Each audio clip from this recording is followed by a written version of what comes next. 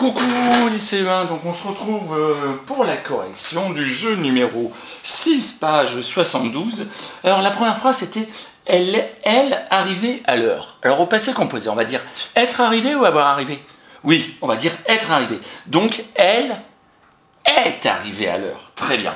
Alors je vais juste écrire le début. Elle est, EST, hein, tu connais par cœur, et arrivée. Attention, il va être là le piège.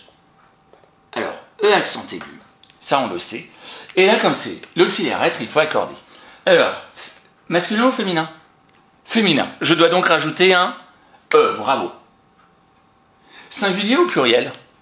Singulier. Est-ce que je rajoute un S? Non. Elle est arrivée. Ça s'écrit comme ça. Vous rentrez à temps. On va dire être rentré à temps ou avoir rentré à temps? Oui, être rentré à temps. Donc, on va dire vous êtes rentré à temps. Vous êtes rentré. Et attention, on regarde par accorder. Alors, féminin ou masculin? Vous êtes rentré. Mais on ne sait pas. Donc, soit tu mets un E, soit tu mets pas de E. Si ce sont que des filles, eh bien, on met un E. Et s'il y a un garçon, c'est du masculin, eh bien, un ou plusieurs garçons, ou un garçon avec des filles, eh bien là, on ne va pas mettre de E. On va dire que ce sont des filles, par exemple, je mets un E.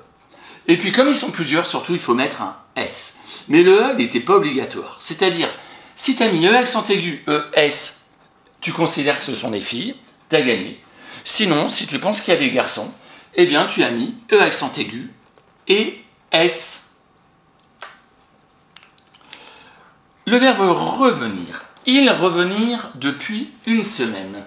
On va dire être revenu ou avoir revenu. Être revenu.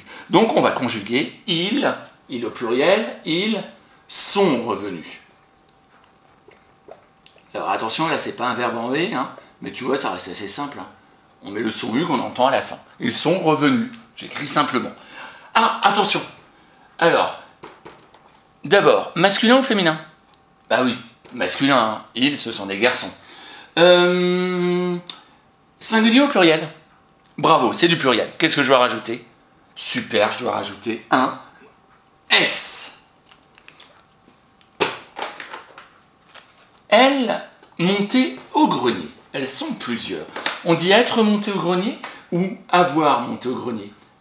Oui, être monté au grenier.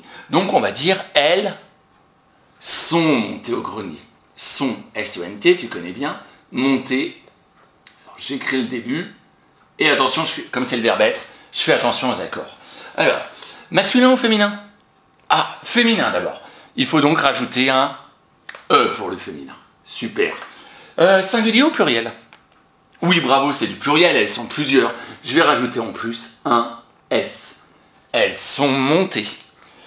Et enfin, je sortir de bonne heure. Alors on dit être sorti ou avoir sorti de bonne heure? Oui, être sorti. Alors, ça va être je suis sorti de bonne heure. Je suis sorti. Alors sorti, pareil, c'est pas un verbe en E, mais tu vois, on reste simple.